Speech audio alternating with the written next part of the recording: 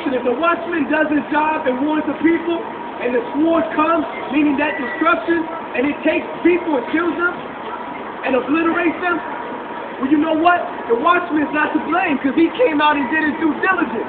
He came out and warned. He came out and taught. He came out and begged that the people would just consider. But if the people don't listen, hey, what can be done? Read. His blood shall be upon him. So the blood's going to be on your own head, on our own heads, whoever we are. If we hear the word and we neglect it and we forsake it, well, guess what? We cannot blame anybody but ourselves. The Father sent them to warn us. You understand? Read. But he that taketh warning shall deliver his soul. So if you take warning, if you hear the trumpet and you take warning, guess what? You're going to deliver your soul. You're going to save yourself from the destruction that's coming. And believe me, believe us, believe the word when we say that America will be destroyed according to Bible prophecy. That's right. Read.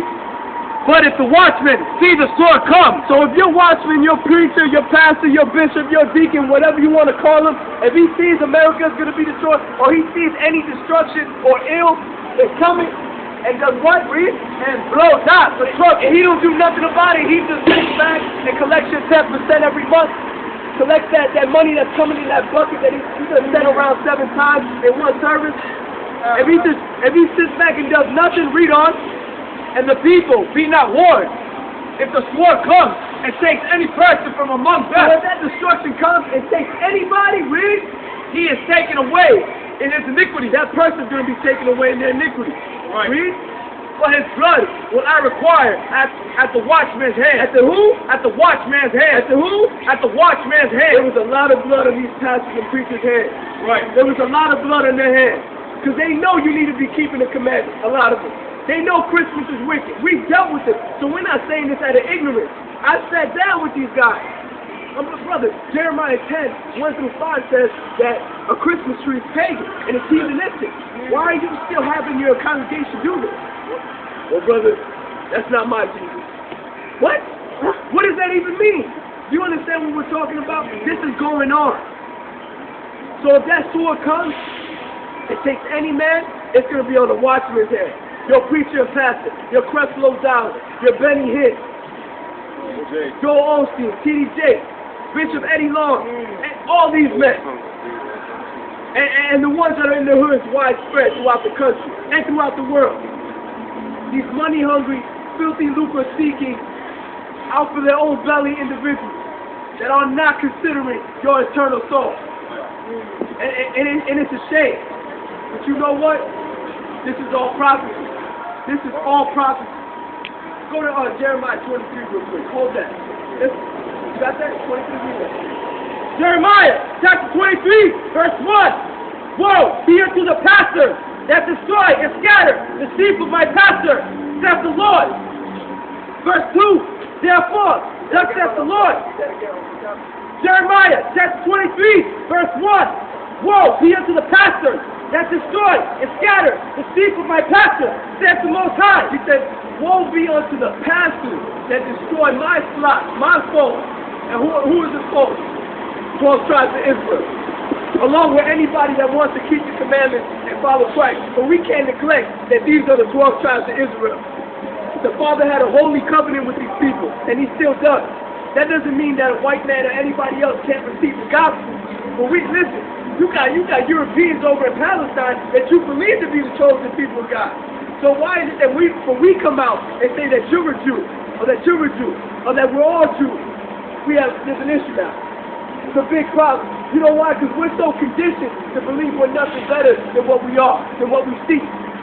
Blacks and Hispanics, Native Americans, bottom of the barrel, nothing much. We're really nothing. We are something. We're the chosen children of God. We just need to make that known. So read on. Jeremiah chapter 23, verse 1. Woe be unto the pastor that destroys and scatters the sheep of my pastor, saith the Most High. Verse 2. Therefore, saith the Most High power of Israel against the pastors that feed my people. Ye have scattered my flock, and have driven them away, and have not visited them. Behold, I will visit upon you the evil of your doing. Stop right, Most High. Stop right there. You see that? He said, you've driven away my flock. You got a lot of people that come with a sincere heart into these churches, and they want to seek Christ. They want to follow God. They want to know Him. But one of the first things that they hear is a doctrine about sowing a seed, or giving your 10%, or a bunch of singing and dancing, or a Christmas tree, erected in the congregation. You understand? So they're looking at this with a sincere heart and saying, you know what? If this is what God is, I don't want to be here. Ain't that a shame? Then they walk out more messed up than they were, probably dealing in more foolishness than they were dealing with. And you know what? We just lost another soul to the enemy because of these pastors and their self-righteousness, and they're unwilling to repent and change. We got to wake up. He said, woe to them. Woe in Hebrew means destruction. So he's saying destruction to these pastors. So these pastors are out here promoting this foolishness. It needs to be corrected. And I know somebody here, at least somebody listening, knows a pastor, maybe got a family member that is a pastor, and you know what we're talking about is true. A lot of us have been in these churches. You know what we're saying is true. They're not teaching you sound doctrine. They're teaching you a doctrine that's been trickled down from the harlot. A watered down gospel. Picking and choosing verses. Telling you the law is done away with, but then they'll go into the Old Testament telling you, yeah, you need a tithe, brother, don't you see that? God doesn't like if you rob him, you can't rob God. So then he'll go and eat a pork meal with you. He'll go and sit down and get some calamari with some shrimp and live it up with you. Knowing that that's against the dietary law. You see that?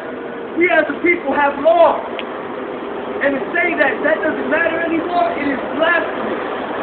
Christ came from the lost sheep of the house of Israel.